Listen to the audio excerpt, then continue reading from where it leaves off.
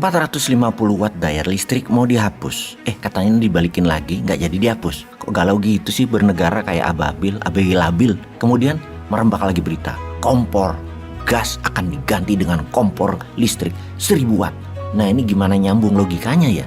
Listrik rumah nggak sampai 1000 daya watt. Lalu masaknya pakai apa kalau kompor gas diganti? Di tengah selalu gonjang-ganjing cara kelola negaranya, ada berita terbaru lagi dari calon wapres atau salah satu yang mau manggung lah di 2024 yang coba-coba bergaya ala-ala Pak Jokowi. Merakyat yang nggak natural namun terus disosialisasikan lewat medsos. Agak wagu sih dilihatnya.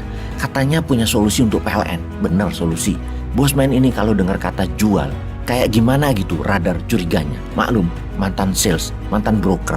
Bawaannya tiap ada transaksi itu komisi aja pikirannya. Begini ceritanya, solusi bosnya listrik PLN yang memonopoli tapi merugi itu, yaitu Pak Menteri BUMN, akhirnya memutuskan PLN resmi akan disubholdingkan, akan dipecah-pecah, akan dibagi-bagi dalam sub-sub yang independen. Subholding PLN ini nantinya akan dijadikan perusahaan terpisah dari induknya. Setelah dipisahkan akan dijual ketengan, baik untuk cari utangan penambahan modal maupun sebagian saham di Lego di pasar modal. Ada masalah apa hingga PLN mesti dipecah-pecah atau dipreteli seperti itu? Jawabannya supaya gampang dijual. Sebab kalau dijual gelondongan, nanti ketahuan siapa pembelinya.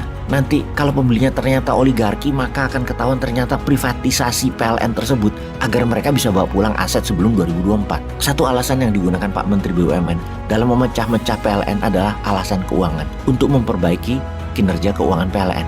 Mengapa perlu diperbaiki? Karena utangnya PLN sangat besar. Jadi solusi atas utang adalah dengan mempreteli aset PLN. Menarik ya solusinya, menarik sekali, jenius sekali, super jenius. Perusahaan yang disuap APBN kok di Lego? Itu pertanyaannya. Dan itu kita mau tanya kejeniusannya. Ketergantungan PLN pada subsidi dan kompensasi sangatlah tinggi.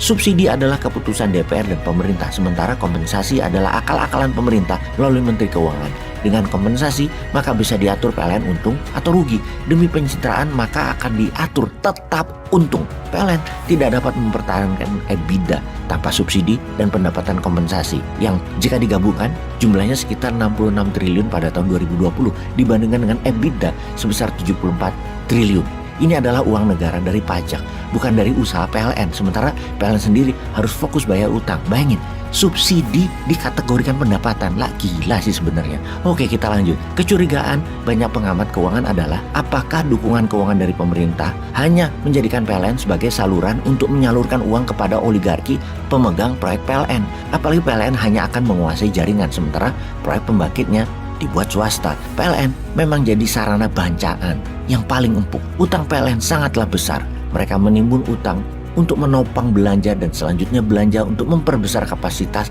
oligarki penikmat take or pay (TOP) dari pemerintah. Utang PLN dalam laporan keuangan semester 1 2022 mencapai 640 triliun, naik dari 630-an triliun dari periode yang sama tahun lalu. Merugi tapi dibayarin APBN. Kita perdalam lagi mengapa PLN rugi.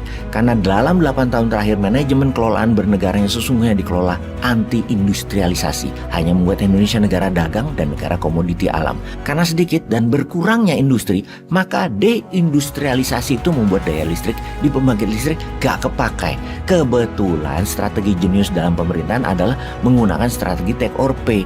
Pakai gak pakai dibayar oleh PLN. Power plant pembangkit listrik punya oligarki. Itu kebetulan lagi pastinya. Inilah yang buat PLN nombok. Dibayarin APBN notabene hasil pajak rakyat. Kita perjelas arti take or pay adalah ambil atau bayar denda. Artinya PLN tidak punya pilihan terhadap setrum yang disediakan oleh penyedia listrik swasta yang disebut Independent Power Producer atau IPP. Dalam kondisi kekurangan listrik, skema ini memang diperlukan agar tak terjadi krisis energi. Namun ketika kelebihan listrik seperti sekarang karena berkurangnya industri, PLN nggak ada penjualan tapi harus bayar. Sebuah keputusan bernegara yang sangat jenius. Keputusan jenius buat PLN menjadi punya arti baru perusahaan listrik tiang negara jadinya. Karena hanya punya tiang listrik, pembangkitnya dan sumber batu baranya pun punya oligarki.